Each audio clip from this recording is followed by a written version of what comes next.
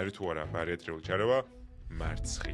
მარცხი არა, თუ ადამიანის სწორადაა შემზადებული და თუ იცის ეს ჯადოსნური ჯოხი როგორ გამოიყენოს. ბარიატრია როგორც ჯადოსნური ჯოხი, განვიხილავთ, იმიტომ რომ ყველაზე ეფექტურია ჯერჯერობით რა ჩარევას გვაქვს, მაგრამ ამასობაში ვიტყვით აწი, რომ ეს არის ძალიან ისეთი ბასრი ჯადოსნური ჯოხი, რომელსაც თავისი რისკები აქვს. ყვების მენეჯმენტი და ყვებითი რჩევები იწყება არა ბარიატრიის მერე, არამედ ბარიატრიამდეც. რა მოულოდნელი უნდა მქონდეს ბარიატრიული ქირურგიის შემდგომ რამდენს დავიკლებ და ამ პერიოდის მერე რამდენად ხშირია ნამატი წონის უკან. ბარიატრია, ნუ კი, სად გადის ზღვარი, როგორც პროფესიონალი მითხარი, ვისთვის არის ბარიატრია დასაშვები და ჩვენება და ვისთვის არის ბარიატრიული ოპერაცია კრიტიკულად აკრძალული.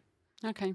მოდი ჯერ იმით დავიწყოთ, რომ სიმსუქნეზე ყველავთან ხვდებით, რომ დაავადება და სიმსუქნის ერთ-ერთი პოტენციური მკურნალობა არის ბარიატრია.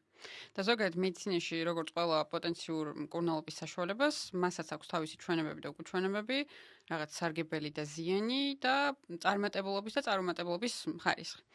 და რომ გავიაროთ პატარა განმარტება, სავით ჩვენება და უკუჩვენება ზოგადად რას ნიშნავს არასამედიცინო ადამიანებისთვის, რომ მარტივად გაიგონ. მაგალითად უკუჩვენება არის რაღაც წითელი ხაზი, რომელიც გეუბნება, რომ ეს კონკრეტული მეთოდი შენ არ გეკუთვნის, ანუ უნდა გადადო გვერდით და რაღაც სხვა პოტენციურ არჩევანზე უნდა იფიქრო. მაგრამ ჩვენება ამის საპირისპიროს ნამდვილად არ არის რაღაც კონკრეტული მიმართება, რომ აუცილებლად ესაა შენთვის საუკეთესო არჩევანი. ჩვენება ნიშნავს, რომ პოტენციურად მოიაზრებ, შეიძლება რომ განვიხილოთ, მაგრამ არ ნიშნავს, რომ საუკეთესო არჩევანია ყველაზე მეტი სარგებლის მომცემი, ყველაზე ნაკლები ზიანის ფონზე. იმიტომ რომ ხშირად გამიგია, რომ კონკრეტული BMI-ის მქონე ადამიანს ბარიატრიის ჩვენება აქვს, თითქოს ნიშნავს ხოლმე ადამიანების აღქმაში, რომ ბარიატრია ერთადერთი გამოსავალი და სხვა არაფერი. ეხლა დავიწყოთ. ჩვენება გაძლევს მწვანე შუქს და არა მიმართულებას. ზუსტად. სუპერ. ეხლა დავიწყოთ ჩვენებებით, ბარიატრიის ჩვენებებით. ანუ ბარიატრიის ჩვენება რომ დავყოთ მაგალითად ჯერჯერობით BMI-ის მიხედვით და რა არის BMI? სხეულის მასის ინდექსია, ხო? წონა კილოგრამებში გაყოფილი სიმაღლეზე მეტრ კვადრატში. ამ შემთხვევაში ავიღოთ BMI 35 და მეტი. თანმდევი პათოლოგიები აქ საჭირო არ არის ხოლმე, იმიტომ რომ ისეც მოიაზრება, რომ დიაბეტი, დარღვეული ლიპიდები, ჰიპერტენზია და სხვა პრობლემა ამ ადამიანებსაც აქვთ ხოლმე. ანუ პირდაპირ მწვანე ხაზი არის, ასე ვთქვათ, ბარიატრიისთვის. BMI 30-დან 35-მდე უკვე ისეთი გარდამავალი ზონაა, რომელშიც აუცილებელია, რომ რაღაც დარღვევა პარალელურ რეჟიმში იყოს გამოვლენილი. მაგალითად, შაქრიანი დიაბეტი ტიპი 2, დისლიპიდემია, ანუ ქოლესტერინის დარღვეული დონე, შეიძლება იყოს ცილის აპნოე, შეიძლება ჰიპერტენზია და სხვა და სხვა. ანუ 30-დან 35-მდე თუ უკვე დეკომპენსირებულია მდგომარეობა, ამ შემთხვევაში შეგვიძლია რომ ბარიატრიაზე ვიფიქროთ. ანუ უკვე დარღვეულია პროცესები, რომელზეც სიმსუქნეა პასუხისმგებელი. ზუსტად. მაგრამ 30-დან 35-მდე BMI-ის მქონე ადამიანი, რომელსაც ჯერ დეკომპენსაცია არ დაწყებია და ისევ კომპენსაციის ფაზაშია, აი აქ ბარიატრია არ უნდა მოვიაზროთ, არ განიხილება. რა თქმა უნდა, ეს არის მდგომარეობა, როცა ფეხი-ფეხზე უნდა გადავიდოთ და დაველოდოთ, როდის გადავალთ დეკომპენსაციის ფაზაში, პირიქით ის მომენტია, როცა უნდა დავფიქრდეთ, რა სხვა საშუალებები გვაქვს ჩვენ წინ, მაგრამ ნამდვილად არა ბარიატრია. იგივე ეხება ჭარბიწონის მქონე ადამიანებს, ანუ ჭარბწონიანობა ჯერ კიდევ არ არის სიმსუქნე და ჯერ კიდევ არ ვართ გადასული ამ დაავადებაში. თავისთავად აქაც სხვა მეთოდებზე უნდა ვიფიქროთ და ბარიატრია ჯერ კიდევ ძალიან შორსაა ჩვენგან. რაც შეეხება სხვა უკუჩვენებებს, აი ჩვენებები დაახლოებით ასეთ ვისე ჩამოვთვალეთ, ხო? სხვა უკუჩვენებებში აუცილებლად უნდა ვახსენო ზოგადად სიმსივნის არსებობა, ორსულობა, გარკვეული ორგანოს მძიმე უკმარისობა და სხვა, რომელიც უფრო მოდი ვიტყოდი ქირურგის, ენდოკრინოლოგის და პაციენტის ერთად კაბინში გასარჩევი ამბავია, მაგრამ დღევანდელ ჭრილში რაც მინდა ასევე დამატებით რომ მოვიხსენიო, ეს არის სამი რამ. ერთი ესა მეორადი სიმსუქნე და ჩავშლი, რასაც გულისხმობ, იმიტომ რომ ამ შემთხვევაში ბარიატრიით მხოლოდ სიმპტომს კურნალობს და არა მის გამომწვევ რაიმე მიზეზს. მეორე ეს არის ფსიქიატრიული მდგომარეობები, შესაძლებელია იყოს ყვებითი აშლილობა, შფოთი, დეპრესია თუ სხვა და სხვა, როდესაც ფსიქიატრის ჩართულობა ძალიან მნიშვნელოვანია პროცესში და საერთოდ ფსიქიატრმა და ფსიქოლოგმა ერთად უნდა გადაწყვიტონ, უშვებთ კი პაციენტს ბარიატრიაზე თუ არა. და მესამე ამბავი არის, აი, ვიტყოდი ყველაზე მეტად უგულებელყოფილი მოსაზრება, რომელიც არა მარტო ჩემი, არამედ მკვლევრების ექიმების აზრით ბოლო დროს ფიქსირდება, რომ მართლა ერთ-ერთი ყველაზე მნიშვნელოვანია. საერთოდ აქვს კი გააზრებული ადამიანს, რაზე მიდის, რა ოპერაციაზე, რა ელოდება მის შემდეგ და რამდენად არის ფიზიკურად და მენტალურად მზად, რომ იგივე რეკომენდაციები რაც უნდა დაიცვას ბარიატრიის შემდეგ, ამას ეტაპობრივად გაყვეს. რამდენად არის მზად, რომ იგივე ცხოვრების წესი შეცვალოს, კვებითი ჩვევები გამოასწოროს. იმიტომ რომ ზოგადად მეც მოუბრუნდებით ამ თემას, არის ხოლმე შემთხვევები, როდესაც ძალიან წარმატებული ბარიატრიული ოპერაციის შემდეგ წონაში იკლებენ ადამიანები, მაგრამ რაღაც ეტაპზე ისევ საწყის წერტილს უბრუნდებიან ხოლმე. და ამ საწყის წერტილთან დაბრუნება ძირითადად დაკავშირებულია ძველი კვებითი ჩვევების დაბრუნებასთან, სუსტნაობასთან, ეგრეთ წოდებული და სხვადასხვა მდგომარეობასთან. შესაბამისად, აქ სულ მინდა ხოლმე იმას გაუსვა ხაზი, რომ აი ადამიანები რაღაც ბარიატრეს იმ მომენტში ირჩევენ ხოლმე, როცა ფიქრობენ, რომ სხვა ყველაფერი სცადეს. და მე თვითონაც მithkoms ეს ფრაზა, ჯერ ყველაფერი სცადეთ და მერე აირჩიეთ მეთქი ბარიატრია, მაგრამ მე დავფიქრებული ვარ, რომ ეს ჯერ ყველაფერი სცადე ადამიანმა შეიძლება თავისებურად გაიგოს. მე შეიძლება სხვა რამეს გულისხმობდე მის უკან, მაგრამ მან იფიქროს, რომ მართლა ყველაფერი სცადა. და რაც სცადა იყოს არასწორი ნაბიჯები, რომლებმაც რეალურად ნებისყოფა დაუქვეითა და ზუსტად იმ მომენტამდე მიიყვანა, როცა ბარიატრიაზე ფიქრობს და ერთადერთ გამოსავლად ეს მიაჩნია. ამ ყველაფერს მოუბრუნდები აუცილებლად, მაგრამ ეხლა ვეცდები, რომ თემა არ დავარღვიო და შენ პირველ კითხვას ასე ვთქვათ უპასუხო. მეორადი სიმსუქნეები უნდა მეხსენებია ხა. ერთ-ერთი გამომწვევი მიზეზი ამის შეიძლება იყოს გენეტიკური პათოლოგია, სხვა შეიძლება იყოს ენდოკრინული დარღვევა და რახან ჩემი სფეროა ასე ვთქვათ, მოდი უფრო ენდოკრინოლოგიიდან მოვიყვან მაგალითს. მაგალითად ძალიან ცალსახა მაგალითია კუშინგის დაავადება ან სინდრომი, რომელიც გამოხატულია ხოლმე კორტიზოლის ჰიპერსეკრეციით, ანუ ჭარბი წარმოქმნით. ეხლა მოდი განვასხვაოთ კუშინგი იმ მდგომარეობისგან, რომელშიც გულისხმობთ ხოლმე, რა ძილი დაგვერღვა, სტრესი გვაქვს და უბრალოდ კორტიზოლის რაღაც ცირკადული რითმი დაირღვა ამის ფონზე. ძალიან დიდი ხაზია ამ ორს შორის. და რა თქმა უნდა, რომელია გამომწვევი რაღაც სიმსუქნის და წონაში მატების, ეს უკვე ექიმმა უნდა გაარჩიოს, ექიმისა და პაციენტის ურთიერთობის და კაბინეტში გასარჩევი ამბავია. ნამდვილად არ ჩამოვთვლი რაღაც ცალკე კუშინგის სიმპტომებს და სადიაგნოსტიკო ტესტებს, იმიტომ რომ ნამდვილად არ მინდა რომ ვინმე ამით რაღაც ცდელობა დაიწყოს, მაგრამ ერთ სვიტყვი რა არ უნდა გააკეთონ ადამიანებმა. რაც ჩემი თვალით მინახავს, რომ ხშირად კეთდება ხოლმე. ერთი რაც ნამდვილად არ უნდა გავაკეთოთ, ეს არის გავიქცეთ დილას უთენია ლაბორატორიაში და ავიღოთ კორტიზოლის ტესტი სისხლში. იმიტომ რომ კორტიზოლს აქვს თავისი ცირკადული რითმი, დილას პიკს აღწევს გამთენიისას და მერე თანდათან ეცემა ნორმაში. ღამისას, დაზიანებისას უკვე მინიმუმს აღწევს ხოლმე და რაც ხდება სტრესის დროს, არის ის რომ ეს ნორმალური რითმი გარკვეულწილად ირღვევა. ცირკადული რითმი გვერდება. მაგრამ როცა გავრბივად დილით უთენია მშივრები ლაბორატორიაში, ჯერ არ ვიცი საცობში ვდგავართ რამდენი ხანი, მერე ლაბორატორიის რიგში, მერე შევდივართ სისხლს ვიღებთ, გვილურჯება გვტკივა და კორტიზოლს ნახულობთ ამ დროს სისხლში, რა თქმა უნდა მომატებული იქნება ან ნორმის ზედა ზღვართან. და ეს არაფერს არ ნიშნავს. და რა მივიღეთ შედეგად? დახარჯული ფული, ემოციური არასტაბილურობა იმ დღეს და სავარაუდოდ მთელი დღის მანძილზე და არანაირი კლინიკური შედეგი. და შესაძლოა ცუდად დანიშნული არასწორი მკურნალობა კორტიზოლის ამენეჯმენტად. ზუსტად. და ისევ რომ დაუბრუნდე ამ კუშინგის ამბავს, რატო ვახსენებ საერთოდ? როდესაც რაღაც ჰორმონალური დარღვევა არის სიმსუქნის გამომწვევი მიზეზი, რა თქმა უნდა, იქ ჭარბი კალორიების მოხმარებაც შემოდის თამაში, მაგრამ ჰორმონალურ დარღვევას თუ არ მოუხსნით და ბარიატრიით მხოლოდ სიმპტომს ვუმკურნალებთ, შედეგად მივიღებთ იმას, რომ რაღაც დროის მანძილზე დაიკლებს ადამიანი წონაში, მაგრამ აუცილებლად დაუბრუნდება საწყის წერტილს. და ამას ისევ თავის თავს დააბრალებს. და კიდევ ერთი მომენტი, უშუალოდ კუშინგის დროს ისაა ხოლმე, რომ იქიდან გამომდინარე, რომ კორტიზოლი ძალიან ჭარბადაა მომატებული ორგანიზმში, ერთი რომ ინფექციების რისკს უზრდის ადამიანს იმუნური სისტემის დაქვეითების გამო და მეორე ჭრილობების შეხორცებას აპრობლემებს ისევ და ისევ ქსოვილებზე ზეგავლენის გამო. შესაბამისად, ეს უბრალოდ ერთი მაგალითია იმის, როგორ შეიძლება გამოგრჩეს რაღაც კონკრეტული პათოლოგია და ბარიატრით ვეცოდოთ მისი სიმპტომის მკურნალობას. თუმცა ამის გარდა კიდევ ბევრი არსებობს.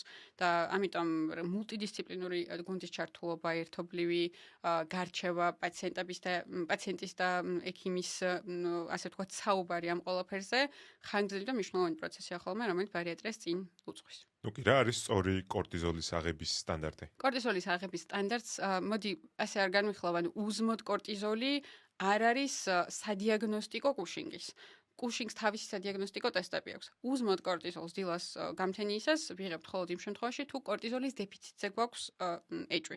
იმიტომ რომ ამ დროს ნამდვილად ვიცით, რომ პიკს უნდა აღწევდეს და თუ ნორმაზე დაბალია, ამ შემთხვევაში შეიძლება ვიეჭვოთ, რომ უკვე დეფიციტია, მაგრამ აი არანაირად არ ეხება ეს არც კუშინგს და არც უბრალოდ კორტიზოლის ცირკადული რითმის დარღვევას არ არის უბრალოდ სწორი. კაი, ეს იყო მეორადი სიმსუქნე, როგორც ერთ-ერთი უკუჩვენება ბარიატრიის, რასაც წითელი ხაზია ბარიატრია არ არის არჩევანი, იმიტომ რომ კურნალობთ სიმპტომს და არა მიზეზს. ამის მერე შენახსენე მეორე ფსიქიატრიული პრობლემები და ფსიქიატრის ჩართულობა პროცესში. კი, ეს არის ერთ-ერთი ყველაზე მნიშვნელოვანი ფაქტორი. ფსიქიატრის კონსულტაციას უნდა გადიოდეს ნებისმიერი ადამიანი, ვინც ბარიატრიაზე აპირებს გასვლას. ანუ ეს არ უნდა იყოს რაღაც სტიგმატიზირებული ამბავი ჩვენ საზოგადოებაში.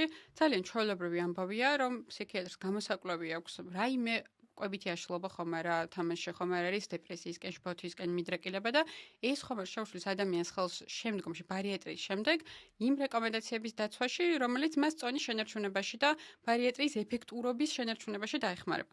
იმიტომ რომ საკმაოდ ეფექტური პროცედურაა და ხუნდა შევინარჩუნოთ მისი ეფექტი ხანგრძლივად. ძალიან ხშირად ხდება ხოლმე ისიც, რომ ფსიქოლოგის ჩართულობა ესაჭიროება ადამიანს, მაგრამ მაინც და მაინც იმიტომ რომ რაღაც ფსიქიატრიული დიაგნოზი შეიძლება ჰქონდეს, უბრალოდ იმიტომ რომ ეს საკმაოდ ხანგრძლივი გზაა, რომელიც საჭიროებს, რომ მორალურად ხარდაჭერილი იყოს ადამიანი პროფესიონალი, შესაბამისი პროფესიონალის მიერ და ნამდვილად არ ვიცით, ვის რა დაბრკოლება გამოვლინდება ამ ხანგრძლივ გზაში და თავისთავად, რაც უფრო მეტად იქნება მომართული ყველაფერი იქეთკენ, რომ მაქსიმალურად დავეხმაროთ ადამიანს, რა თქმა უნდა, უფრო კარგ შედეგს მივიღებთ საბოლოოდ. ფსიქიატრიული რომელი დარღვევა უკუჩვენება ბარიატრიისთვის, როდის არც კი განვიხილავთ ბარიატრიას, მიუხედავად იმისა, რომ შეიძლება სიმსუქნე იყოს BMI 35-იც კი ან მასზე მაღალი.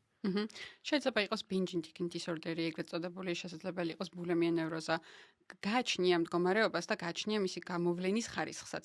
შესაძლოა ფსიქიატრმა გადაწყვიტოს, რომ რაღაც პერიოდის განმავლობაში ადამიანს დაეხმარება მედიკამენტით ან ფსიქოთერაპიით და ამის შემდეგ მაინც გადაწყდეს ბარიატრიის მიმართ, ოღონდ რა თქმა უნდა, follow-up-ი უნდა გაგრძელდეს ისევ და ისევ სპეციალისტის ჩართულობით. შესაძლოა საერთოდ გამოირიცხოს, გააჩნია ისევ და ისევ ხარისხს, ვისში როგორ გამოვლინდება და იმას თუ რამდენად მიყვება ადამიანი აღნიშნულ კურნალობას. ნუ კი, ამას კი დავუბრუნდებით ბარიატრის განსხვავებულ ტიპებს, მაგრამ თუ სწორად ვიცი, ფსიქიატრი არის ადამიანი, რომელიც მწვანე შუქს ანთებს, რომ გაკეთდეს ბარიატრია და რომელ ტიპის ბარიატრიას გავაკეთებთ, ეს იქნება სლივი, თუ ეს იქნება ბაიპასი, ამისკენაც გვაძლევს მითითებას ადამიანის ქცევას, როცა აკვირდება და ვარაუდობს, როგორ შეძლებს ჯანსაღი კვებითი პრაქტიკის დაცვას ოპერაციის მერე. რამდენად სწორია ეს ჩართულობა? გეტყოდი, რომ ამას უფრო ქირურგი გადაწყვეტს ხოლმე, იმიტომ რომ გარდა ფსიქიატრის მოსაზრებებისა, რომლებიც შესაძლებელი რომ გასათვალისწინებელი იყოს კონკრეტულ ადამიანთან მიმართებაში, მაინც არსებობს კიდევ ცალკეული ფორმებისთვის პატარ-პატარა ჩვენებები და უკუჩვენებები. და ამიტომ ქირურგმა რო შეკრეს ეს ყველაფერი ბოლოს და საბოლოო გადაწყვეტილება ამ კუთხით მიიღოს უკეთესი. გავიგე.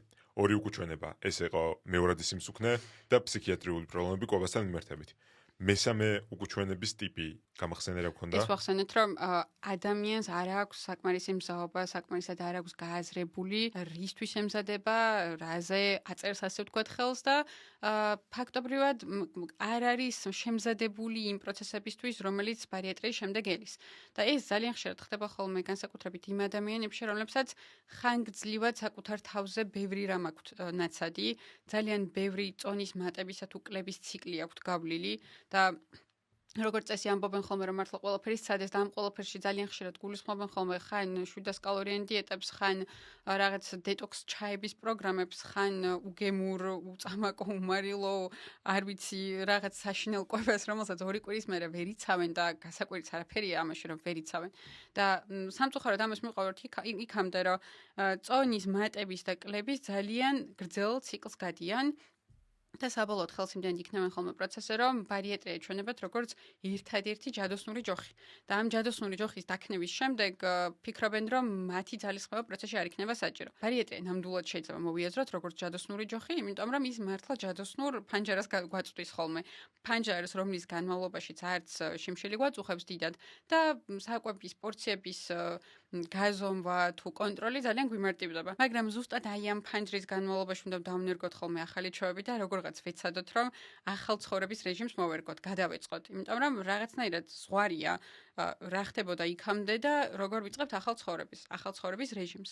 და აი ამ ყველაფერს თუ ინდიფერენტულად გავივლით და აი ამ ჯადოსნურ ფანჯარას თუ არ გამოვიყენებთ, ბოლოს მოგვივა ის წერტილი, როცა მადაც ასე თუ ისე დაბრუნდება და საკვებით ტკბობის პროცესიც და აი მანდ უკვე დავრჩებით ყველაფრის გარეშე, ყველანაირი როგორ გითხრა, ბერკეტის გარეშე, რომ ამ პროცესს შევებრძოლოთ და წონა უკან არ დავიბრუნოთ. ბარიატრია როგორც ჯადოსნური ჯოხი, განვიხილავთ, იმიტომ რომ ყველაზე ეფექტურია ჯერჯერობით რაც შერევას გვაქვს სიმსუქნის როგორც დაავადების მკურნალობაში, მაგრამ ამასობაში ვიტყვით აწი, რომ ეს არის ძალიან ისეთი ბასრი ჯადოსნური ჯოხი, რომელსაც თავისი რისკები აქვს.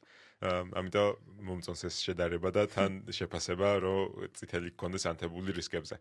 და ძალიან საინტერესოა ერთი ის ნაწილი, რომ პაციენტს რო საუბნები, რომ ჯერ მოდი ყველაფერი ვცადოთ, ძალიან კაი დაკვირვებაა, რაც შენახსენე, შენ რა გგონია ყველაფერი ცადე და მას რა გონია და ეს არის მისი ბრალი. ეს არის ის წერტილი, რაც ტრიალებს მთელს სოციალურ ქსელში, დიეტები, ლამაზი გარეგნობა, დეტოქს ჩაები, ამის მეტი სწორი გზა არც კი გაჩენია კითხვა ადამიანს და ეს მის ბრალი არ არის, არის ინდუსტრიის ბრალი, რომელმაც თავი მოახვია კვირაში 10 კილოგრამის კლობა, როგორც ოქროს სტანდარტი. ამაზე ნაკლებს თუ იკლებ, ესე იგი არ მუშაობს შენი გზა. ამიტომ ეს ძალიან მნიშვნელოვანი განსხვავებელია და მესამე რაც მინდა აღვნიშნო არის სამედიცინო მიმართულება როგორ ვითარდება და ჩემთვის ძალიან სასიამოვნო მიმართულებით. აქამდე თუ ორი ფაქტორი ვახსენეთ, სუფთა სამედიცინო, სადაც ექიმი და პაციენტი ენდოკრინოლოგის საზღვრავს საუბრისას და ანალიზებით, პაციენტი და ფსიქიატრი საზღვრავს კომუნიკაციით და მესამე დიდი არანაკლებ მნიშვნელოვანი მოთამაშე შემოვიდა საერთოდ მზად არის ადამიანი და გააზრებულია აქ. ანუ შემოდის ჰოლისტური მენეჯმენტი, შემოდის ემოციები, შემოდის ქცევებზე დაკვირვება, როგორც შემკვრელი ამ ყველაფრის. რაც ძალიან მომწონს ამ მიმართულებით გვაძლევს უკვე მედიცინის საშუალებას და ნუტრიციოლოგია ინდივიდუალურად მიუდგეთ ყველა ადამიანის кейს, ლაბორატორიების და სტანდარტების და ოქროს შარჩოების მიღმა. რაც იდეალურია. ჩვენ ახლა გავიარეთ მწვანე შუქი ბარიატრიისთვის. ოღონდ ეს მწვანე შუქი არის გზახსნილი გაქვს და არა აქეთ გაიარე მეგობარო, ანუ აუცილებლად ბარიატრიისკენ წამოდი. ეს მწვანე შუქი იყო BMI-ის სხეულის მასის ინდექსი, ჭარბწონიანობა იწყება 25-დან 30-მდე. ჭარბწონიანობა ეს არ არის პირველი რაც მაძლევს მწვანე შუქს ბარიატრიული ჩარევისთვის. 30-დან 35-მდე კლასი 1 სიმსუქნის, რომელიც არის უკვე ყვითელი შუქი, ესე რომ ვთქვათ, ანუ შემიძლია, მაგრამ თამდევი პათოლოგიები უნდა მქონდეს და 35-ის შემდგომ BMI ეს არის მწვანე შუქი ჩარევისთვის, თუმცა აქაც ჯერ უნდა დავრწმუნდეთ, რომ ბარიატრია ყველაზე ეფექტური იქნება ამ ადამიანისთვის და ყველაფერი იქნება დახარული, მათ შორის უკუჩვენებები, ანუ წითელი შუქნიშანი იქნება გამორთული ყველაფერზე, რაც რისკს გვიქმნის პროცესში ან შეგვიქმნიდა გამოჯამრთელების გზაზე. მშვენიერი, როცა ვსაუბრობთ ბარიატრიაზე, ეხა ბარიატრია რას ნიშნავს მაშინ? იმიტომ რომ ადამიანს წარმოადგენია კუჭი დაიპატარავა, კუჭი მოიჭრა, კუჭი ამოიღო. ეს რამდენად ვალიდურია, რა ხდება საერთოდ ორგანიზმში ბარიატრიული ოპერაციისას. კარგი, ძალიან საინტერესოა ეს ყველაფერი, ანუ ორი მხრიდან შევხედოთ, მოდი კუჭი განვიხილოთ და წვრილი ნაწლავი. და ცოტა ანატომიაში ჩავიდეთ, მაგრამ არა ძალიან დეტალებში. კუჭის ფუნქცია რა არის, რომ საჭმლის მომნელებელი სისტემის ერთ-ერთი ძირითადი პირველი სადგურია, სადაც საკვებს როცა გადავყლობთ, დროებით ყოვდება იქ საკვები და შემდეგ გადადის უკვე წვრილ ნაწლავში. ნაწლავები რომ მიმოვიხილოთ, გვაქვს წვრილი და მსხვილი ნაწლავი, ბოლოში სწორი ნაწლავიც ასევე და მათი ფუნქცია რო განვიხილოთ, წვრილი ნაწლავისთვის მნიშვნელოვანი არის შეწოვის ამბები, ანუ აქედან ხდება ხოლმე ნუტრიენტების ათვისება როგორც წესი. მსხვილ ნაწლავში უკვე აი ნარჩენები ფორმირებულია და ასე ვთქვათ, გადაადგილებისთვის ამზადებს მას ის. მათის. რაც შეეხება კუჭს უშუალოდ, კუჭში ნუტრიენტები ნაკლებად შეიწოვება, ანუ კუჭი უფრო ესეთი დასაყოვნებელი ეტაპი არის საკვებისთვის. თვითონ ბარიატრიის კუთხით მოდი ორი ყველაზე გავრცელებული ფორმა განვიხილოთ, სლივ გასტრექტომია და კუჭის ბაიფასი. რა თქმა უნდა, არსებობს სხვა მოდიფიკაციებიც, უფრო მეტად ბაიფასის რაღაც თანამედროვე ასე ვთქვათ, მოდიფიცირებული მეთოდებიც, მაგრამ ორი ძირითადი ჩავშალოთ. სლივის შემთხვევაში რა ხდება? კუჭს აქვს ესეთი მცირე და დიდი სიმრუდე. და ხდება ხოლმე დიდი სიმრუდის ესე ვერტიკალურად ჩამოჭრა, რომ ესე ბანანივით ფორმა მიიღოს, აგერ გვაქვს ბანანი სხვათა შორის. აი, დაახლოებით ესეთი ფორმა მიიღოს ჩვენმა კუჭმა. რომელიც საკმაოდ პატარა ზომისაა, მილისებურია და პირდაპირ გადადის, ანუ საკვები მერე უკვე იქედან ნაწლავში. ანუ კუჭს თავისი შესასვლელი და ბოლო კარები, ჩამკეტები, ასე ვთქვათ, რჩება და შემდეგ გადაადგილდება საჭმელი ნაწლავში. ამ დროს რას ვიღებთ? ვიღებთ იმას, რომ დანაყრების შეგრძნება უფრო მალე მოდის ხოლმე ორგანიზმში, იმიტომ რომ ამ კუჭს რომ ჩამოვაჭერით ეს დიდი ნაწილი, ასევე მოვაჭერით ის უჯრედები, რომლებიც გრელინის, ანუ შიმშილის ჰორმონის წარმოქმნაზე იყვნენ პასუხისმგებელი. მაგრამ გარდა ამისა, კუჭიდან რომ საკვები უფრო სწრაფად გადავა ნაწლავში, ეს უზრუნველყოფს GLP-1-ის, PYY-ის და სხვა ჰორმონების, სხვა მედიატორების წარმოქმნასაც, რომლებიც სწავლენ და ტვინის, ასე ვთქვათ, დანაყრების ცენტრებში ინფორმაციას მიიტანენ, რომ ორგანიზმი დანაყრებულია, მეტი საკვები აღარ არის საჭირო. მეორე მხრივ ეს GLP-1, სხვა შორის ეს GLP-1-ია, ოზემპიკი და მონჯარო, რომ ასე ვთქვათ, აქტიურებს მისი ანალოგები რომ არიან. ეს GLP-1 წავა და პანკრეასაც ეტყვის, რომ მეტი ინსულინი გამოყოს. ამიტომაა, რომ ბარიატრია დიაბეტის განვითარებასაც ეხმარება ხოლმე, ესეც კიდევ მისი ესეთი ასე ვთქვათ, ბენეფიტია. და საბოლოო ჯამში რას ვუხებთ, რომ დაპატარებული კუჭია უფრო მალე ვნაყრდებით, გარკვეულწილად ეს შეწოვაზეც მოქმედებს, მიუხედავად იმისა, რომ ნაწლავს, რომლის ფუნქციაც შეწოვა იყო, არ შევხვებივართ, მაინც ახდენს ხოლმე ეს შეწოვით პროცესებზე გავლენას, იმიტომ რომ კუჭში ნაკლები უჯრედი რჩება, რომელიც კუჭის მჟავას წარმოქმნის და ეს კუჭის მჟავიანობა თურმე მნიშვნელოვანი ყოფილა გარკვეული ფერმენტების, მაგალითად, იგივე პეპსინის გააქტიურებისთვის, გარკვეული მინერალების, ვიტამინების შეწოვისთვის. მოდი ახლა ამათ არ ჩავშვლი ცოტა მერესთვის მოვიტოვებ, თუმცა გვახსოვდეს, რომ ცოტა მალაბსორბცია, ანუ ნაკლები შეწოვადობა აქაც არის ხოლმე ერთ-ერთი დამახასიათებელი. ანუ როცა ვიზახეთ გავლენას ახდენ შეწოვადობაზე, რისკის ქვეშ აყენებს ზოგიერთი ნუტრიენტების შეწოვას. ზუსტად. ახლა გადავიდეთ ბაიფასზე. კუჭის ბაიფასი რა არის კლასიკური. ამ დროს ხდება ხოლმე კუჭის კიდევ უფრო პატარა ნაწილის დატოვება, ანუ ისა დაახლოებით 30 მილილიტრი რჩება ხოლმე, მაშინ როცა სლივის შემთხვევაში 150-მდე შეიძლება აღწევდეს მისი ზომა. ან ბევრად პატარა, ეგრეთ წოდებული ფაუჩი რჩება და მეორე მხრივ წვრილი ნაწლავით იყოფა ორ ნაწილად, ანუ შუაზე გადაიჭრება, წვრილი ნაწლავის დასაწყისი ფაქტობრივად თამაშიდან გამოდის, ანუ მასში საჭმელი აღარ გადაადგილდება, ისევე როგორც კუჭის დარჩენილ ნაწილში, რაც თამაში გარეთ დავტოვეთ და მეორე ნაწილი უშუალოდ უმაგრდება აი ამ ფაუჩს, რომ კუჭიდან საკვები ძალიან მალე გადავიდეს და ერთბაშად გადავიდეს წვრილი ნაწლავის დარჩენილ ნაწილში. ის რაც დაგვრჩა წვრილი ნაწლავიდან, რას აკეთებს მაშინ?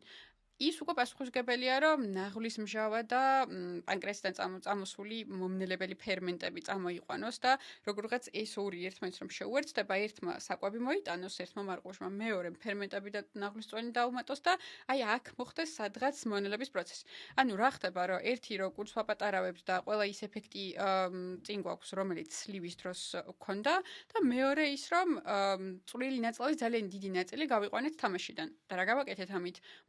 ანუ ნაკლები ნუტრიენტის შეწოვა გამოვიწვიეთ და ნუტრიენტები არიან ზუსტად ისინი, რაც გვაძლევენ კალორიებს, ხო? ცილა, ცხიმი, ნახშირწყალი, სწორედ მათგან ვიღებთ კალორიების დიდ ნაწილს ორგანიზმში.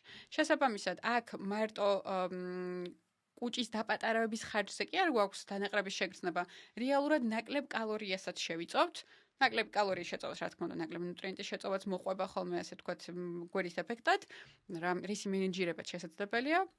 და საბოლოო ჯამში ვიღებთ იმ ეფექტს, რასაც ვიღებთ. ეხლა რაც მომიყევინ უკვე აშკარად ველოდები, რომ ეფექტურობა იქნება ბაიპას უფრო მეტი, ვიდრე სლივს, იმიტომ რომ სლივის დროს წარმოვიდგინოთ ძალიან მარტივად კუჭი პატარავდება, ნაკლებს ჭამ, ნაკლების ჭამის საშუალება გაქვს და ბაიპასის დროს კიდევ უფრო ნაკლების საშუალება გაქვს და რასაც შეჭამ, ეგეც ნაკლებად შეიწოვება. ზუსტად. შესაბამისად ველოდები, რომ შედეგები უფრო მეტი იქნება ბაიპასის დროს, მაგრამ ამასობაში ველოდები, რომ რისკებიც უფრო მეტი იქნება ბაიპასის დროს.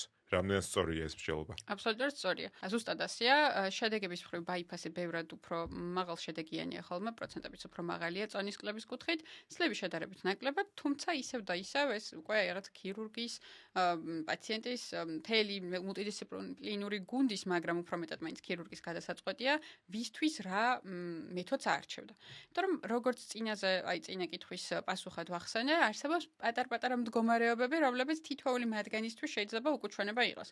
მაგალითად, მოდი განვიხილავ გასტროეზოფაგურ რეფლუქსს, რომელიც ჭარბწონიან და იგივე სიმსუქნის მქონე ადამიანებს ხშირად აწუხებთ ხოლმე. სლივ გასტრექტომია რეფლუქსის პირდაპირი უკუჩვენება. რა არის რეფლუქსი?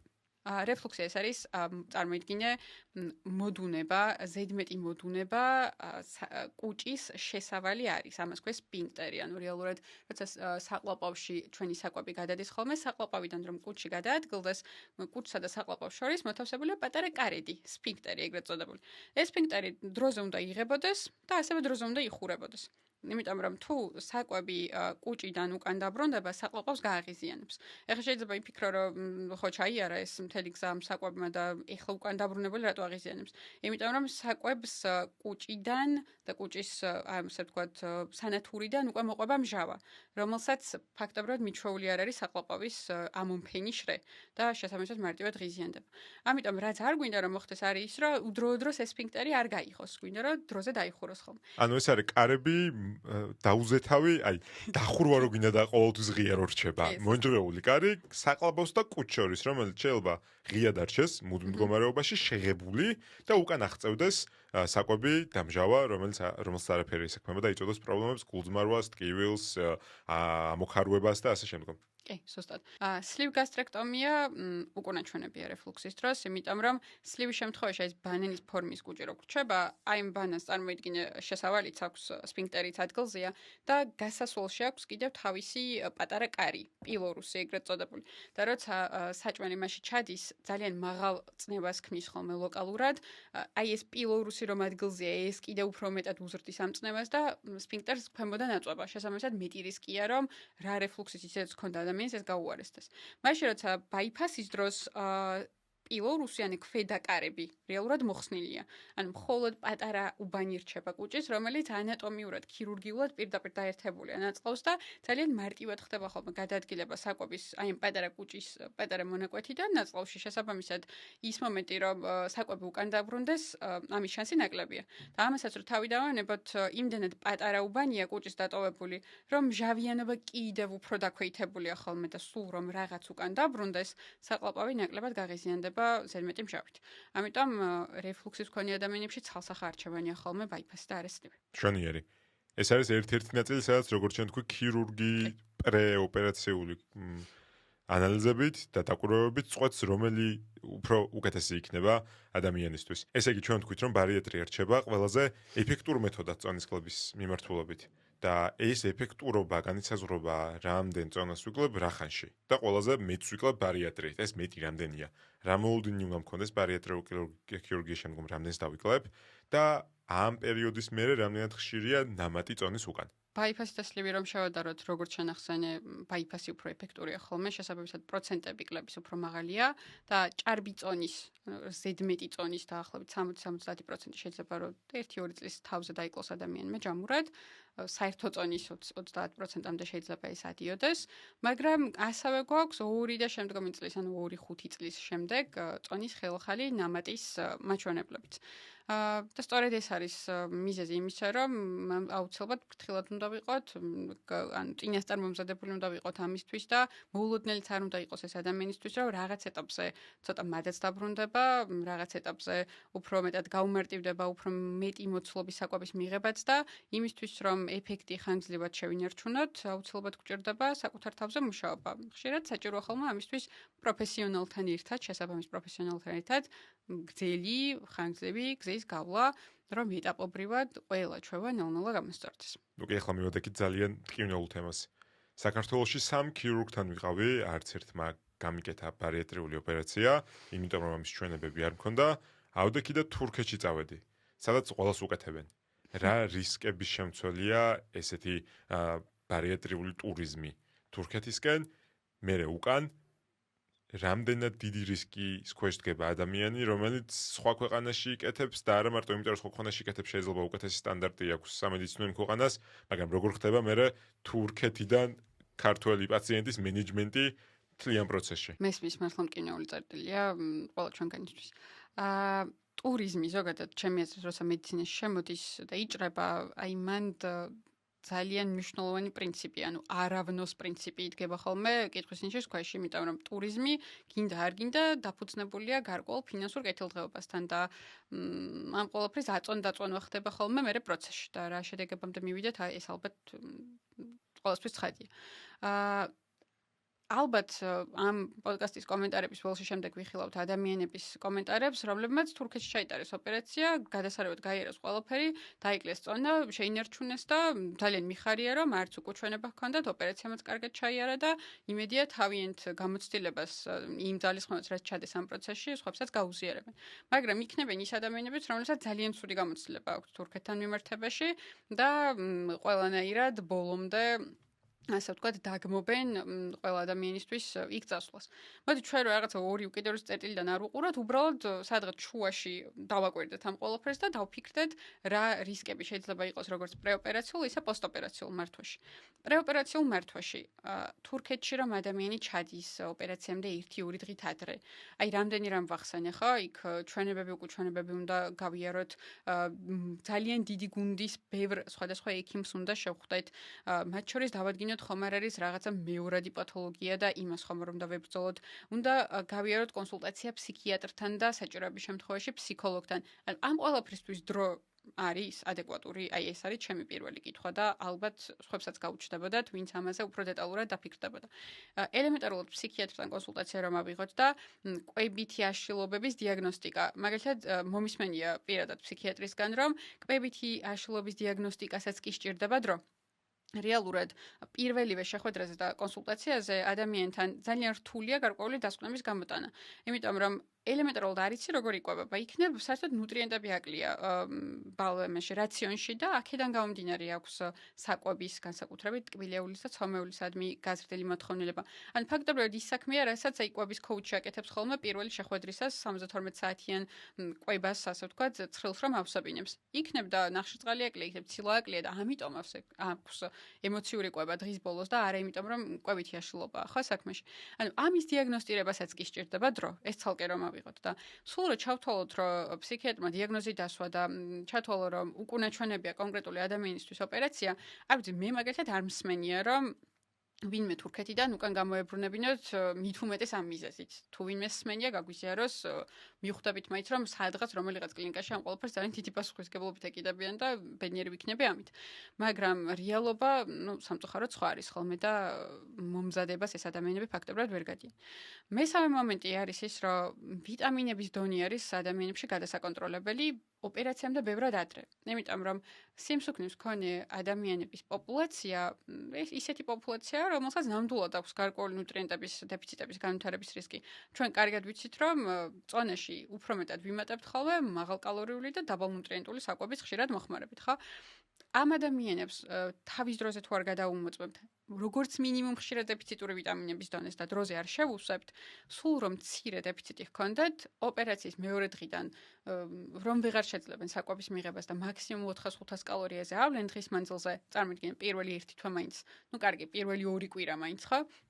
ძალიან მარტივად გაღრმავდება ნებისმიერი თუნდაც მსუბუქი დეფიციტი და ამ დეფიციტების, ვიტამინების დეფიციტების გაღრმავებას მე ძალიან ცუდი გვერდითი ეფექტები და გამომვლინებები მოჰყვება ხოლმე. და სამწუხარო ფაქტია, მაგრამ უნდა ვახსენო, რომ საკმაოდ ახალგაზრდა ადამიანებში, 20-25 წლის ადამიანებში მინახავს მძიმე ნეიროპათიები. რას ნიშნავს ნეიროპათია? გრძნობელობის შეცვლას, ანუ ნერვული, ქსოვილი თავის ფუნქციას რომ ვეღარ ასრულებს.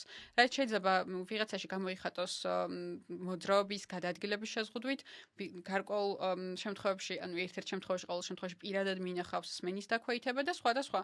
ეხლა რაღაც იმ პოზიციიდან გამოდივარ, დედაროშულს არიგებს ხოლმე რომ ეხლა გური არ მოგხვდეს თვალში, თავში და სადმე ფეხი არ დაგიცდესო, მაგრამ აი მართლა ეგ მდგომარეობა, ანუ მე გვახსენდება ხოლმე დედამ რო გაგვაფრთხილა ყველაზე ცუდ სცენარზე, აი სანამ ფეხი დაგვიცდება წკიპზე რო ვართ და აი ვინმე თუ წკიპზეა და ვინმე თუ ამ გადაწყვეტილების მიღების პროცესში მოდი დაფიქრდეს ჯობს, რომ იცოდეს რა ეკუთვნის, რა სჭირდება და თუ არ სთავაზობენ იმას, რა სჭირდება, მოითხოვოს მაინც. იცოდეს, რომ ვიტამინების ნორმის, დონის გადამოწმება ბევრად ადრეა საჭირო ოპერაციამდე, ვიდრე 1-2 დღით ადრე, ხო? იმიტომ რომ რეალურ რისკებს ზრდის ეს. რეალურად ძალიან ბევრ ამის სჭირდება დრო. იგივე ძილის აპნოე რომ ავიღოთ, ძალიან ხშირად სიმსუქნის მქონე პაციენტებში გავრცელებულია ხოლმე ხრინვა, ეგრეთ წოდებული და ღამის განმავლობაში სუნთქვის შეჩერების ეპიზოდები, რომელსაც ხანდახან ადამიანი თვითონ საერთოდ ვერ აქცევს, თუმცა გვერდით ყოფმა ადამიანმა შეიძლება მიექციოს ამას ყურადღება და გითხრას, ხო? და რეალურად რატოა ეს ძალიან საშიში, იმიტომ რომ ნაკლები ჟანგბადი მიეწოდება ხოლმე ამ დროს ქსოვილებს, ტვინს, ეს თავისთავად რა სტრეს ჰორმონების თუნდაც იგივე კორტიზოლის დონეს ზრდის და უფრო მიდრეკილს ხდის ადამიანს კიდევ უფრო მეტი წონის მომატებისკენ. და რატომ არის ეს საშიში ბარიატრიის კუთხით? იმიტომ არის საშიში, რომ ერთი რო ოპერაციისთვის როცა ადამიანი ემზადება, ინტუბაცია არის ხო საჭირო მისთვის, რომ იგივე ანესთეზიის პროცესში ეს პროცედურა ჩავატაროთ. და აქ ადგილობრივად სიმსუქნის გამო რომ ქსოვილები შეშუპებულია, მუდმივად აწყვება სასუნთ გზებს და პროცესში ძილის პროცესში ხრინვას იწვევს, ძილის პროცესში სუნთქვას აჩერებს, ადგილობრივად რო ჟანგბადი არ მიეწოდება, სწორედ ამიტომ ხდება ხოლმე მე ქსოვილების კიდევ უფრო მეტად შეშუპება და ძალიან რთულს ხდის ინტუბაციის პროცედურას უშუალოდ ოპერაციის წინ.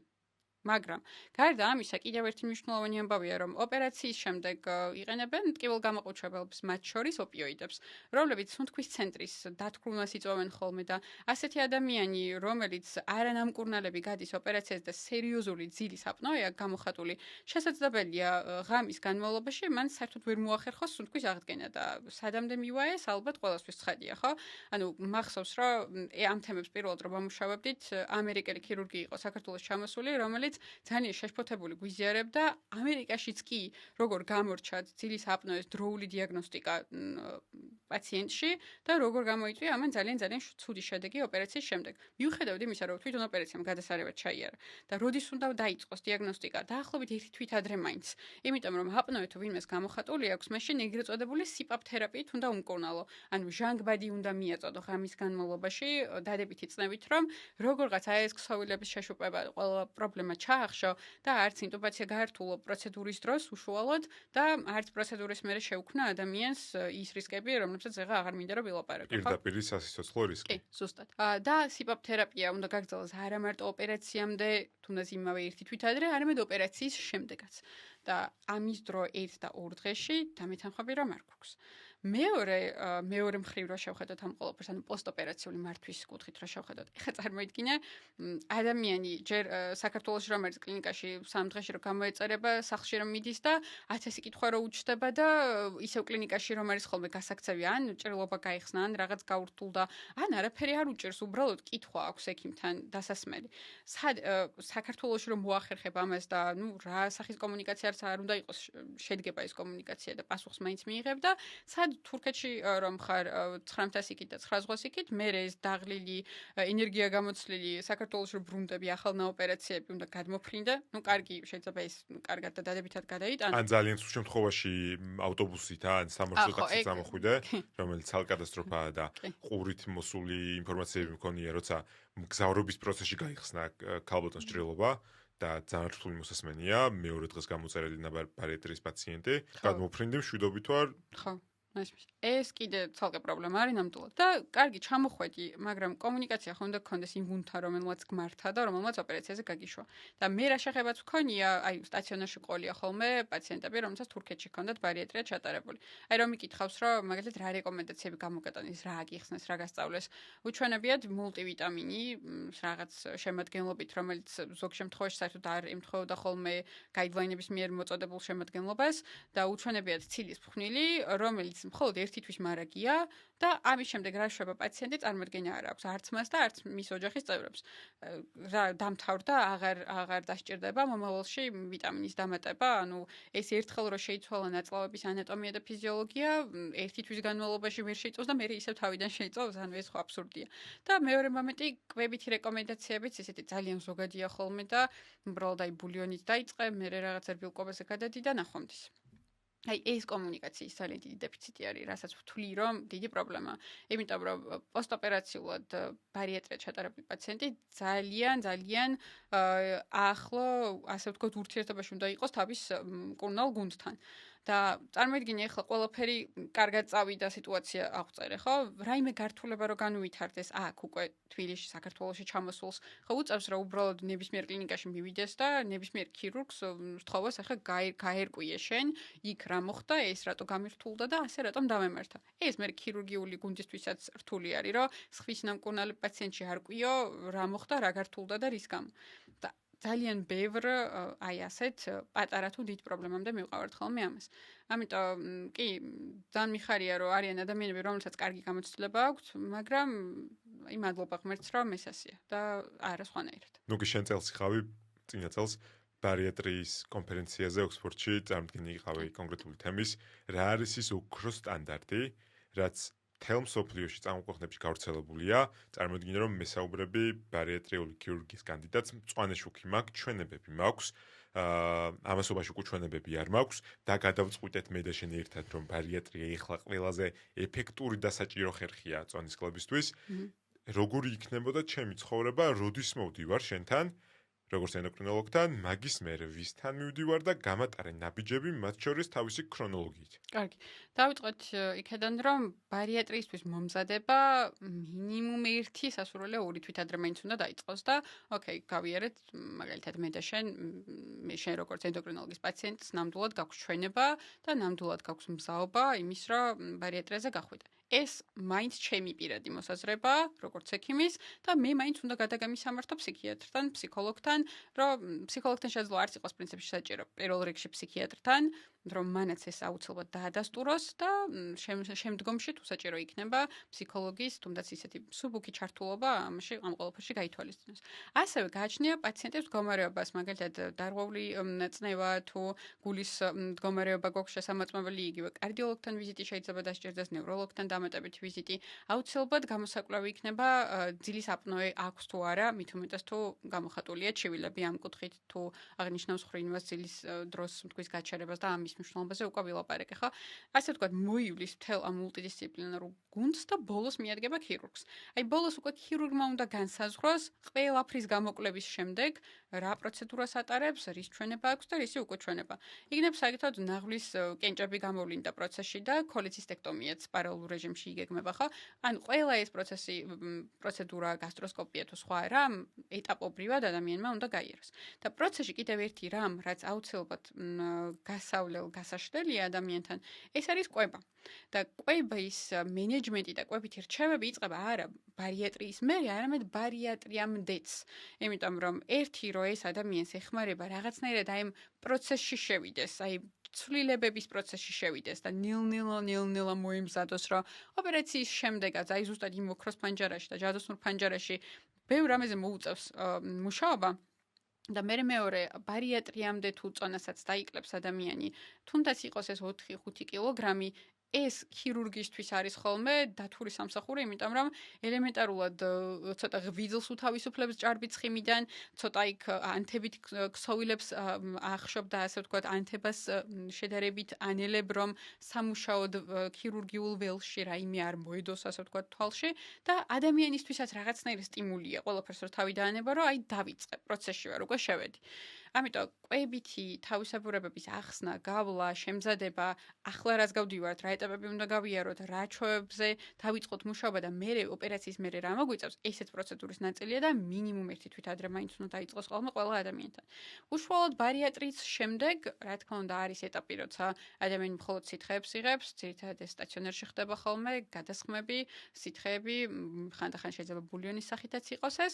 3-4 დღის მერე თუ არანაირი გართულება არ აქვს და სახლში გაეწერება, გარკვეული პერიოდის მანძილზე გრძელდება ხოლმე ჯერ თხევადი კვება, შემდეგ გადავდივართ რბილ კვებაზე და მხოლოდ რამდენიმე თვის შემდეგ შემოდის ხოლმე, დაახლოებით 1 თვენახევრის შემდეგ მაინც შემოდის ხოლმე მყარი საკვები. ანუ აი ბავშვს რასაც გაატარებდი, ფაქტობრივად ბავშვს რასაც გაატარებდი, რაღაცა ჯერ თხევადი მერე შვილი ბავშვის კვება დაბადებიდან როგორ ვითარდება თხევადი ექსკლუზიურად დედის რძე, შემდგომ დამატებითი კვება დედის რძის გამოკლებით არის ბარიატრიულ ნაწილში, მაგრამ როგორც ბავშვს დაჭირდებოდა ყურადღება, ასევე ჭირდება ყურადღება პროცესში ადამიანს ბარიატრის შემდგომ. იმიტომ რომ აქ ახლა ერთი ნაწილია შენ მითხარი იდეალური ქრონოლოგია სპეციალისტების და დაწყების მინიმუმ 1 თვით ადრე ბარიატრიულ ქირურგიამდე. როგორც ეს ჩვენ ქვეყანაში ხდება ამ ციკლის შეტრიალება, ჯერ ქირურგთან მივდივარ და ადეკვატური პასუხისმგებლობიანი ქირურგი უკან გაბრუნებს ციკლზე. შვენიერი, აი ახლა დატრიალდი ენდოკრინოლოგი, ფსიქოთერაპევტი, მე მოდი ჩემთანაც შევაჯამოთ. რომელიც ხდება ჩვენ ქვეყანაში და მიხარია. მაგრამ ამასობაში ხშირად ვაწყდები მათ შორის სოციალურ ქსელში ძალიან წამყვანი ქირურგების, ესეთი ამას ტურიზმს ვერ დავარქმევ, მაგრამ იმიტომ რომ იციან რა ხდება თურქეთში, აქაც მარკეტინგი შემოდის ნაწილობრივ, სადაც განცხადებაა. ზოგს გონია ადამიანს, რომ ბარიატრიული ქირურგიის შემდგომ მუდმივად მოუწევს დანამატების ყლაპვა. არ მოუწევს. დამთავრდა ვიდეო. ანუ ესეც ხო ერთგვარი მიზიდვის ტაქტიკა, ანუ წინაღობებს მიხსნი, რომ მე ბარიეტრია ავრჩიო. და შენთან ავრჩიო. და აი აქ შემოდის პოსტ მენეჯმენტზე გადავედით უკვე და აქ შემოდის კითხვა. უწევს ბარიეტრიის შემდგომ ადამიანს დანამატების მიღება? მთელი ცხოვრება? და თუ კი რა დანამატებს? კი, უწევს. ნამდვილად უწევს და აი მართლა უნდა აღნიშნო ეს მიწევს ამის აღნიშვნაც მეც და არ მიხარია, მაგრამ ყოლია პაციენტი, რომელსაც უთქვამს, რომ მის ქირურგს ეშინია დანამატების, რომ მისი ქირურგი თავს იკავებს ვიტამინების დანიშვნისგან და ეს პაციენტი ჩემთან მოვიდა ბარიეტრიიდან 1 წლის თავზე. კი, წონაშიც დაიკლო ყველაფერი, მაგრამ არ ვიცი, საოცარი სისუსტე ქონდა გამოხატულია, ენერგიის დონე აღარ ქონდა, თითქმის ყველაფერი გამოფიტული ჰქონდა ორგანიზმში, თითქმის ყველა მინერალის და ვიტამინის დონე და ყველაფერზე თავიდან მოგვიწია დანიშნა, აი 1000 ჯერ მარტო შემენარჩუნებელი მულტივიტამინის, კალციუმის ციტრატის სახით და მე კიდე ზემოდან დამატებითი დოზები, რომ ის რაღაცნაირად შეგვავსო ყველა დეფიციტი და არ ვიცი, რისი ეშინიათ ქირურგებს სიმართლე გითხრა, მართლა ვერ ხვდები, ანუ ამ ხელა ოპერაციას ატარებენ, ამ ხელა რაღაცას ცვლიან ადამიანის ორგანიზმში ანატომიურად და ფიზიოლოგიურად. ამ ხელა კონფერენციებზე დადიან ყოველწლიურად ნეტარასაკეთებენ. კი, ეგეც, სადაც ყველა მართლა მაგაზე აკეთებს აქცენტს, რომ იცვლება ეს ოხერის შეწოვა ნამდვილად იცვლება და რომ დავახასიათეთ, რისთვის დავახასიათეთ, ხო? სლივიც რომ ავიღოთ, მჟავიანობა რომ უკვე იცდება ადამიანს კუჭის არეში. იცვლება რკინის შეწოვა, იმიტომ რომ რკინა არააქტიური ფორმიდან მჟავის გავლენით უნდა გადაიქცეს აქტიურ ფორმაში, რომ შემდეგ შევიწოვოთ. იცვლება კალციუმის შეწოვა, იმიტომ რომ მაგალითად კალციუმის კარბონატის დანამატი ფაქტობრივად ვერ მოინელება და იშლება და ამიტომ არის რომ აქცენტს ვაკეთებთ კალციუმის ციტრატზე და ეს სხვა შორის ეგ შემთხვევაც ქონია, რომ და ყოფილი ადამიანი, რომელიც კალციუმს სვამდა, მაგრამ არასწორი ფორმით სვამდა და ესეც ტყუილად გადაყრილი ფული, გაღიზიანებული კუჭი, ისევ და ისევ გამოფიტული ორგანიზმი იმიტომ რომ მის კალციუმი არაფერს აკეთებს. D ვიტამინის გარეშე, K ვიტამინის გარეშე არის სწორი კომბინაციები. კი. B12, ანუ B12 რომ შევიწოვოთ ორგანიზმში, კი, მართალია წვრილნაწლავში ხდება შეწოვა, მაგრამ ამისთვის საჭირო არის ეგრეთ წოდებული შინაგანი ფაქტორი, რომელიც კუჭში გამომუშავდება. მას უნდა ესე ჩაკიდოს ხელი, ნაწლავამდე მიიყვანოს და უჯრედებისადმი ამოცნობადი გახატოს და კუჭში რომ იმ უჯრედების რაოდენობა მცირდება, რომლებიც ამ შინაგანი ფაქტორის წარმოქმნაზე არიან პასუხისმგებელი, თავისთავად ირღვევა B12-ის შეწოვა. და ეს მხოლოდ მცირე ჩამონათვალი, ანუ ყველა მინერალზე და ვიტამინზე აქვს გავლენა ბარიეტრიას. არა მარტო ბაიფას, რომელზეც ვთქვით, რომ მალნუტრიციას მეტად იწვევს, არამედ სლივსაც. გამომდინარე ისევ ჟავიანობის დაქვეითებიდან.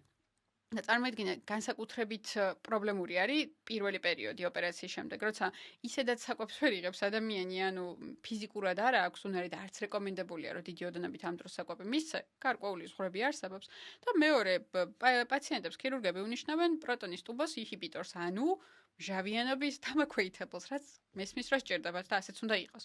და ისედაც დაქვეითებული მჟავიანობის ფონზე კიდევ რომ მინიმუმამდე და ნულამდე დაკავს ვიტამინსაც რომ არ უნიშნავ, ანუ რის იმედზე ვტოვებთ ამ ადამიანებს მართლა მაინტერესებს.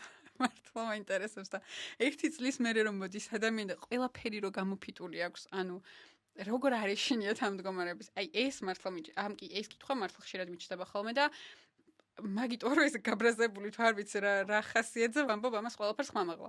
იმიტომ რომ არ ვიცი შეიძლება რაღაც მეც გამომრჩა ცხოვრებაში, მეც შავთა უშუალოდ თომა რაღაცა მეც არ ვიცოდე, მაგრამ ხო მოდის წერტილი და დრო როცა მიდგომები უნდა შევცვალოთ და ყველა გაიდლაინი ამას ამბობს. უახლესი გაიდლაინები ამას გვეუბნებიან, რომ გჭირდება, იცვლება, პერმანენტულად იცვლება ანატომიაც და ფიზიოლოგიაც და არაფერი აღარ აღადგენს ამას უკან. შესაბამისად მულტივიტამინსაც სიტყვა მულტივიტამინსაც რომ ვიყენებ და ვამბობ, არ გულისხმობ იმ სტანდარტულ მულტივიტამინს, რომელსაც ვიცი, ყველას დაუნიშნავდი ნებისმიერ არა ოპერაცია ჩატარებულ ადამიანს. გულისხმობ მულტივიტამინს, რომელიც უშუალოდ ბარიეტრიული პაციენტებისთვის არის განკუთვნილი და ბევრად მაღალ დოზებს შეიცავს, ვიდრე სტანდარტული მულტივიტამინი. და რატო საუბრობ ცალკე კალციუმის ციტრატზე? იმიტომ რომ კალციუმს ამ მულტივიტამინში ვერ ჩააშენებენ, კალციუმს და რკინას არ უყვართ დიდად ერთმანეთი. ეგ კი არა, როცა ვნიშნავთ ხოლმე ვეუბნებით და ვაფრთხილებ, რომ მულტივიტამინი და კალციუმის ციტრატი დააშორეთ ერთმანეთს მეგობრებო, მისთვის რომ კარგად შეიცოვოს. და კალციუმი რატომ ჭირდება? იმიტომ ჭირდება, რომ ორგანიზმში კალციუმის 99% ვიცით ძალიან კარგად, რომ განაწილებულია ქსოვილებში, მათ შორის ძვლებში. მაგრამ მიუხედავად იმისა, რომ სულ პაწაწუნა 1% ცირკულირებს სისხლში, იმდენად პრიორიტეტულია ორგანიზმისთვის, რომ ის სისხლში ნორმაში იყოს, იმდენად მნიშვნელოვანია ის გულის, კუნთების, ნერვული სისტემის გამართული მუშაობისთვის, რომ ნებისმიერ დროს დაუფიქრებლად გამოაცლის ძვალს.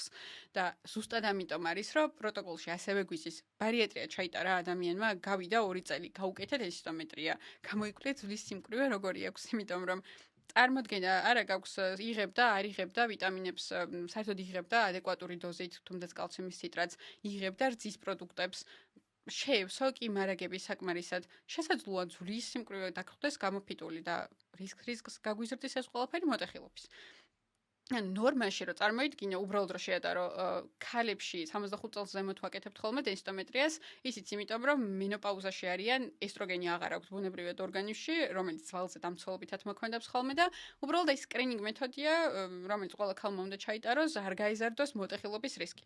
და აბარიატრიის შემთხვევაში არ აქვს მნიშვნელობა 25 წლის ხარ, 30-ის თუ 47-ის ჩატარდა ოპერაცია იქედან 2 წლის თავზე დენსიტომეტრია აუცილებელია და დენსიტომეტრიაზე რო ცუდი შედეგები არ დაგხვდეს და მე თავშესახლელი არ გაგვიხდეს ეს ყველაფერი მაგისთვის გჭირდება დანამატების სახით კალციუმი. დანამატებზე ეს მიდგომა გვესმის ზოგადად ხო ყოველთვის დანამატებს უყურებ ეჭვის თვალით, კვლევების საკითხო მეზარება, B ინგლისური არ ვიცი, C არ ვიცი, ჩემი რწმენა წარმოდგენები მაქვს, მაგრამ ეს გამართლებულია ადამიანებში, იმიტომ რომ ზოგადად ყველა წამყვანი ორგანიზაცია გვეუბნება food first პრინციპი. ანუ საკვები პირველ რიგში. ჯერ კვებით ვაბალანსებ, შემდგომ გვჭირდება თუ არა დანამატები, მაგრამ როცა საქმე მიდგება ბარიატრიას, უპირობო ჩართულობა საკვები დანამატების მულტივიტამინების, რომელიც არის დამცავი ფარი ჩვენთვის და დამცავი ბადე, კრიტიკულად მნიშვნელოვანია.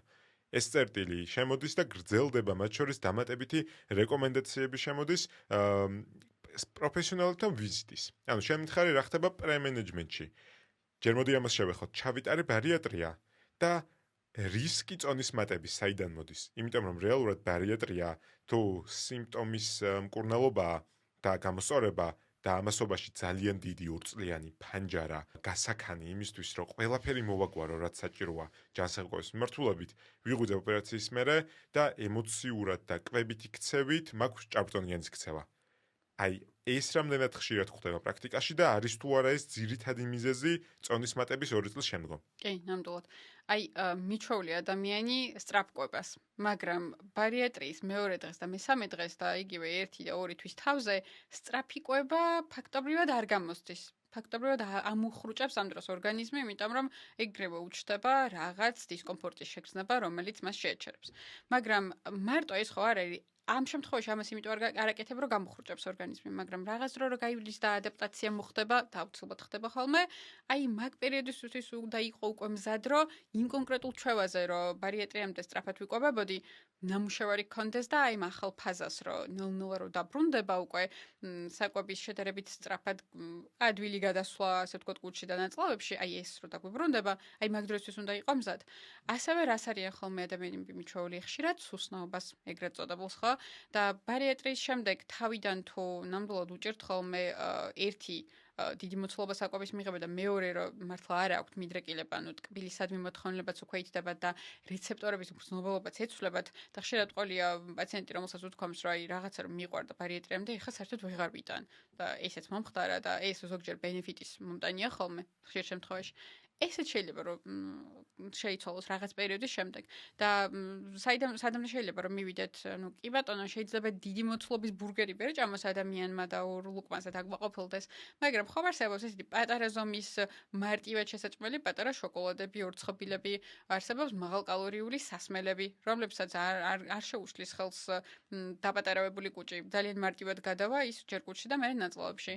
არ ვიცი, შესკელებული რძე იქნება ეს თუ კოკა-კოლა თუ ნებისმიერი გაზიანი სასმელი, წვენი თუ სხვადასხვა. აი ესე პატარ-პატარა ლუფებით, პატარ-პატარა სუსნაობით შეიძლება დღის ბოლოს ძალიან მაღალ კალორიაში შეავიდეთ და ზუსტად ამან განაპირობებს მერე იგივე წონის ხელახალი მატება. ამიტომ არის რომ თავიდანვე გვიწევს აი ამ ყველაფერზე ადამიანის გაფრთხილება, რომ კი ბატონო, ბარიატრიის მერე ხშირად კვება ისედაც მოწოდებულია 4-დან 6 ულაფამდე უნდა განაწილდეს ხოლმე დღის განმავლობაში საკვები. ფიზიკურად ვერ შეჭამს ადამიანი სამ კვებაზე რომ გაუნაწილო თითო ულუფა იმხელა გამოვა რომ უბრალოდ ვერ დაასრულებს და ნუტრიენტებს ვერ მიიღებს საკმარისი რაოდენობით. მაგრამ მაგრამ ამ ულუფებში რა იქნება? ამას ხო გააჩნია? ამ ულუფებში რას დავაპრიორიტეტებთ?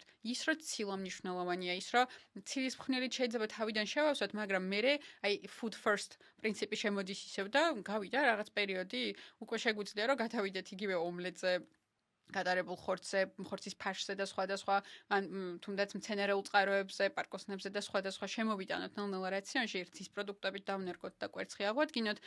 ამ დროს უკვე ვცდილობთ ხოლმე რომ უშუალოდ საკვები პროდუქტებით დავაბალანსოთ ცილის ოდენება. ცილაზე რატომ აქვს განსაკუთრებით აქცენტი? იმიტომ რომ ახლო პოსტოპერაციულ პერიოდში ერთი რომ ჭრილობების შეხორცება და ორგანიზმის აღდგენა გვინდა, მეორე რომ არ გვინდა რომ ეს კლების პროცესი უფრო როგორ გითხრა, კუნთისთვის დამაზიანებლად წავიდეს, ანუ გვინდა რომ უფრო მეტად ცხიმოვანი ქსოვილის დაკლების ხარჯზე დავიკლოთ, ვიდრე კუნთის. იქ ახლა კუნთი თავისთავად მცირე ოდენობით შემოგვეცლება ხელიდან, მაგრამ გვინდა რომ მისი პრეზერვაციის, ანუ შენარჩუნების ფაზაში დავტოვოთ ადამიანი. მით უმეტეს რომ ამ დროს ნამდვილად არ აქვთ ხოლმე ადამიანებს ენერგია, რომ ხა რაღაც რეზისტენს აქტივობები ჩაატარონ და იგივე ჯიმში იარონ კუნთის მასის ზრდის მიზნით, ხო? შემდეგ რა შემოდის? ნელ-ნელა შემოდის ხოლმე უკვე მყარსაკვებთან ერთად ბოსტნეული ხილი, ანუ ბოჭკოს ჩართვა ხდება რაციონში. ასე ადამიანი რომ დატოვა ყოველგვარი მითითების გარეშე, ბოჭკო და უხეში საკვები, მთელმორცლოვანი პროდუქტები შეიძლება პირიქით დისკომფორტის მომტანი ეგონოს და ჩათვალოს, რომ პიურე, ფაფა, რბილი კვება, მარტივი ნახშირწყლები უფრო მარტივად მოსანელებელი და ამ ხრივ გააგრძელოს თვითონ კვებითი რეჟიმი. მაგრამ და ძალიან დიდი მნიშვნელობა აქვს დანაკლების კუთხით, ვიცით რომ ძალიან დიდი მნიშვნელობა აქვს საჭმლის მომნელებელი სისტემის გამართული მუშაობისთვის, ასევე ძალიან მნიშვნელოვანია და პირიქით ამ პროდუქტებს ასევე თუ ისე უნდა შევაჩვიოთ ადამიანი. თავისთავად ისევე როგორც ბავშვი, აქაც არ ხდება ხოლმე ყველაფრის ერთბაშად შემოტანა, თითო ტიპის ხილი, თითო ტიპის ბოსტნეული, ცალ-ცალკე მათი გასინჯვა, შემდეგ კომბინაციები და საერთო ჯამში რაღაცა კომბინირებული თეფშის და ჯანსაღი თეფშის პრინციპით შემოდის ხოლმე ბარიატრია ჩატარებული ადამიანის რაციონში, იმიტომ რომ ზუსტად ეს არის ის პრინციპი, რომელიც ეგრეთ წოდებული დემპინგ სინდრომისგან დაიცავს, რომ არ მიიღოს ცარიელი ნახშირწყლები აი მისადეს დაპატარავებულ კუჭზე, რომ ისინი უცებ არ გადავიდნენ ნაწლავებში, რომ უცებ არ მოხდეს გლუკოზის შეწოვა და მე ისი ერთბაშად დაცემა, ხო? რაც გვია რეაქტიული ჰიპოგლიკემია, ნუ კი. და შენ მეუბნები რომ ნახშირწყლები და მარტივი ბევრი ნახშირწყალი არის მთავარი რისკი ოპერაციის შემდგომ. კი, სუსტად. და ამიტომ არის ხოლმე აი ამ ნახშირწყლების ჯერ ერთი რო სწორი არჩევნის გაკეთება და არა ტკბილეული, ცომეული და წვენები, არამედ უფრო რთული ნახშირწყლის შემოტანა, როცა ამის საშუალება და ტოლერანტობა ამის მიმართ ადამიანს აქვს. და მერე ამათი კომბინაცია, ანუ mixed meal diets, რასაც ვეძახით, შერევა, ცილასთან, ბოჭკოსთან, იგივე ცხიმთან დაკომბინირება, რომ რაღაცნაირად შევანელოთ ნახშირწყლის შესვლა, უბრალოდ გლუკოზის შესვლა სისხლში და აი ეს რეაქტიული ჰიპერგლიკემია, ანუ ჯერ პიკი და მე ერთბაშად ვარდნა არ გამოვიწვიოთ ხოლმე. თორე საკმაოდ ესეთი დისკომფორტის მომტანი არის ხოლმე ეს ადამიანისთვის. წარმოიდგინე ესეთი კონცენტრირებული საკვები უცებრო ნაწლავში გადადის, მე ორგანიზმი სულ ცდილობს ხოლმე სადაც კი რამეს კონცენტრირებულს ნახავს განაზავოს და პირიქით სიზორღობიდან სითხე შემოდის ხოლმე ნაწლავში, გადაიბერება, რაც კვების დასრულებიდან მალევე იწვევს ხოლმე დისკომფორტის შეგრძნებას და ათას უსიამოვნო მოვლენას საჭმლის მომნელებელ სისტემაში და რაღაც დროის მერე უკვე გლუკოზაც რო გადავა სისხლში, ჯერ პიკს გააკეთებს და მერე დაეცემა, იგივე ჰიპოგლიკემიისთვის ჩვეულებრივ დამახასიათებელი სიმპტომები, მაგალითად ხელების კანკალი, დიზორიენტაცია, უფლიანობა, თავის ტკივილი და სხვადასხვა შეიძლება შემოვიდეს თამაში. რაც სასიამოვნო არ არის და ყოლია ასეთი ადამიანებიც, რომლებსაც დემპინგი უვითარდებათ. სხვათა შორის დემპინგის მიზეზი ასევე შეიძლება რაღაც ქირურგიული პრობლემაც იყოს, ამიტომ კვებით თუ ის არ მოწესრიგდა, აუცილებელია ხოლმე რომ ქირურგთან გადავამის სამართოთ, ხომ არ არის რამე პრობლემა, რაც ამას იწვევს, მაგრამ ძალიან ხშირად კვების მოწესრიგების დალოგების შემდეგ ესეც გადის ხოლმე. ეხლა რასაც მეუბნები, ნუ კი თითქოს არის რაღაც ძალიან დახვეწილი, ვიწრო, ოქროს ბილიკი. იმიტომ რომ თან მეუბნები რომ ნუტრიენტების დეფიციტია კრიტიკულად მნიშვნელოვანი და რაღაც უნდა ვჭამო.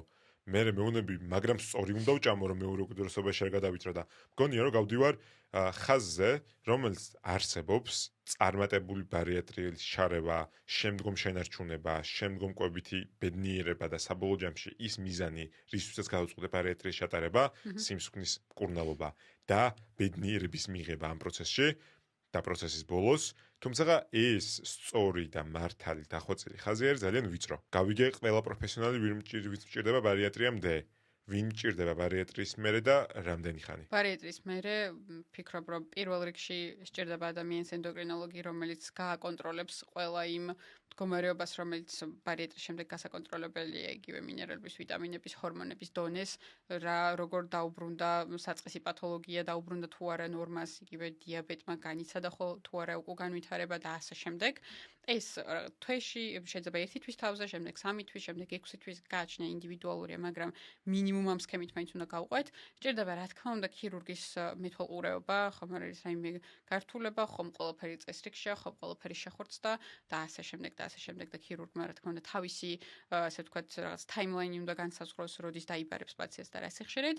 სჭირდება ფსიქოლოგის ზოგჯერ ხელშეწყობა იმისთვის, რომ პროცესში ყველა ეტაპი და საფეხური იყოს გამართული და ჩემი აზრით ერთ-ერთი ყველაზე მნიშვნელოვანი, რომელიც ბოლოსთვის მომიტოვა, ეს არის ნუტრიციოლოგის და კვების კოუჩის, ასე ვთქვათ, გვერდში დგომა და მიმართებების მიცემა, რომელი ეტაპიდან რომელზე გადავდივართ. ახლა რისი გასინჯვა შეიძლება, ახლა რისი შემოტანა შეიძლება. კი, გვაქვს გაიდლაინები, რომლებიც გვეუბნება, რომ აქედან ამ კვირიდან ამ კვირამდე ასეთი კვება მიეცე ადამიანს, ამ კვირიდან ამ კვირამდე ამდენი, მე ამდენ კალორიაზე გადაიყვანე, მე ამდენი ცილა შემოუტანე, მაგრამ ეს ხო ესე არ არის გაწერილი ყველა ადამიანისთვის. ვიღაცა ერთ კვირაში, როგორ გითხრა, 2 კვირის შემდეგ დაიწყებს რბილ კვებას, ვიღაც 3 კვირის შემდეგ დაიწყებს. მზაობას როგორც ბავშვის შემთხვევაში, აქაც ვაკვირდებით მზაობის ნიშნებს. ზუსტად.